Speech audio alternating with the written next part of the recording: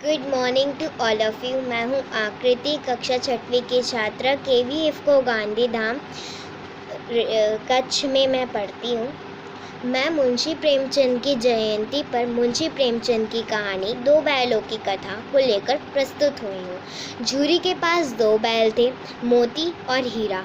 दोनों में बहुत प्यार था। वे नाद में एक साथ मुँह डालते और एक साथ निकालते।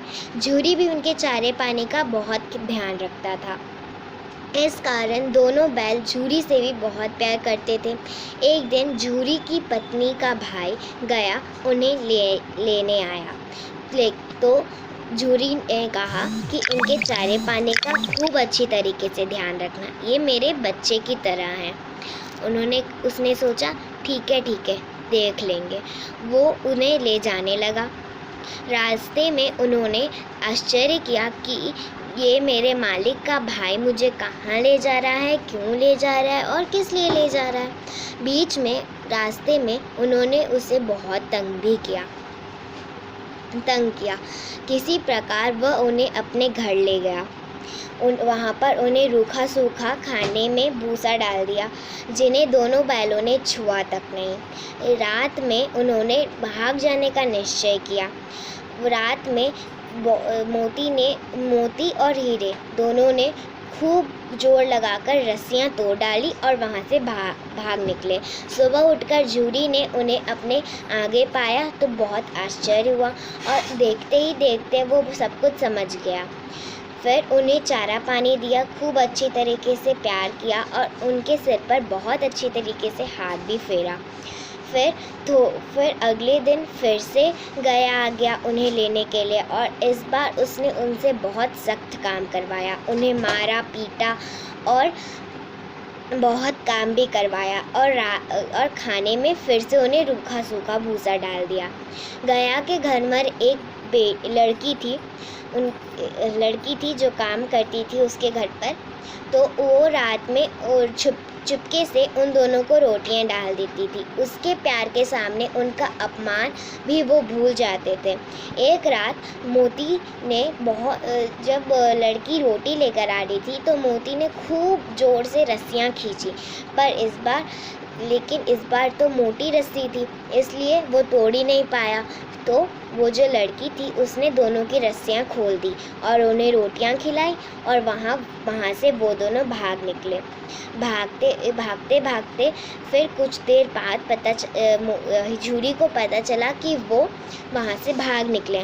वो फटाफट उनके पीछे बहुत दौड़ा, लेकिन उनको पकड़ नहीं सका। तो फिर वो वहीं पर रुक के थक गया और अगले दिन सोचा कि कल मैं फिर पक्का मेरे जीजा के घर पर गए होंगे, मैं वहाँ पर जाकर उन्हें फिर से ले आऊँगा। तो वो सोचकर फिर वो घर के अंदर चला गया। रास्ते में बहुत भागे, फिर देखा कि वो गया उनके पीछे नहीं आ रहा है तो चलने लगे। चलते चलते उन्हें सामने सांड दिखा।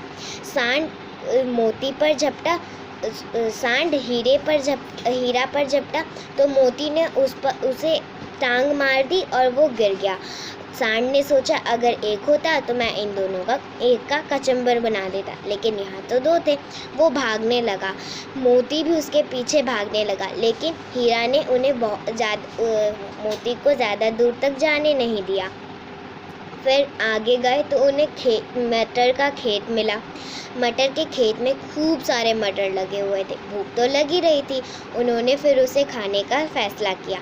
खाने लगे, उनकी पेट तो भरी भी नहीं थी कि वहाँ के रखवाले आ गए और रखवालों ने उन्हें चारों ओर से घेर लिया और पकड़कर कांजी हाउस में डाल दिया। कांजी हाउस में बहुत सारे जानवर थे। तो फिर हीरा ने बोला कि हम यहाँ पर कहाँ फंस गए। रात होने पर मोती ने बोला एक काम करते हैं, यहाँ की थोड़ी सी दीवार गिरा देते हैं और हम सब भाग निकलेंगे। उसने तो हल्का सा दीवार गिराई, एक दो अपने सिंग से मारते हुए ही वो दीवार गिर गई, थोड़ी सी गिर गई। वहाँ से सब सारे जानवर को बाहर निकाला और उसके बाद खुद भी भाग निकले। भागते भागते उन्हें फिर से उन रखवालों के सबसे बड़े आदमी ने पकड़ लिया।